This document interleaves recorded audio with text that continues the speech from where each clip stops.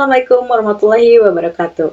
Saya Isa Olirmatunisa dengan NIM 859659523, mahasiswa program studi PGSD di Universitas Terbuka UPBJJ Bandung. Saya akan mempresentasikan tugas saya tentang simbiosis dalam mata kuliah Praktikum IPA. Saya akan menjelaskan tentang 3 jenis simbiosis, yaitu simbiosis parasitisme, simbiosis komensalisme, dan simbiosis mutualisme. Gimana? Udah tak sabar ingin nonton videonya? Kita tonton dulu videonya. Cek!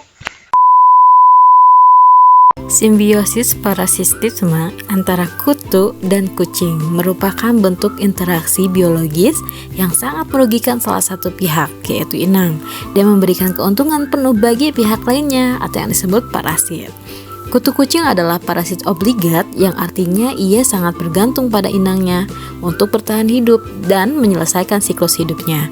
Kucing sebagai inang mengalami berbagai kerugian kesehatan baik secara fisik maupun fisiologis. Ada 3, yang pertama pihak yang diuntungkan yaitu kutu mendapatkan makanan berupa darah dan tempat berkembang biak.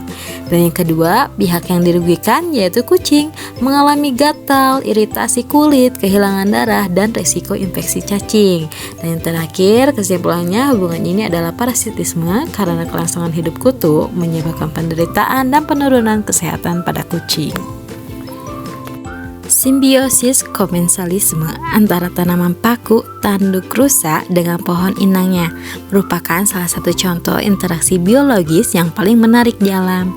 Paku tanduk rusa adalah jenis tanaman epifit, yaitu tumbuhan yang tumbuh dengan cara menumpang pada tumbuhan lain atau yang disebut pohon inang sebagai tempat hidupnya. Tanaman ini memiliki 2 jenis ental atau yang disebut daun. Yang pertama, daun penumpu atau yang disebut perisai, berbentuk lebar dan cenderung mengering, berfungsi untuk mencengkram batang pohon inang dan mengumpulkan serasah atau air hujan. Dan yang kedua, daun menjuntai, berbentuk bercabang-cabang menyerupai tanduk rusa yang berfungsi untuk proses fotosintesis dan reproduksi atau yang disebut spora. Jadi simbiosis komensalisme ini menunjukkan efisiensi alam di mana sebuah organisme dapat memanfaatkan keberadaan organisme lain untuk bertahan hidup tanpa harus menjadi beban atau merusak organisme yang ditumpanginya. Simbiosis mutualisme adalah salah satu jenis interaksi biologis antara 2 makhluk hidup dari spesies yang berbeda, di mana kedua pihak mendapatkan keuntungan dari hubungan tersebut. Yang contohnya semut ranglang dan pohon mangga ini merupakan salah satu contoh klasik dari simbiosis mutualisme di alam.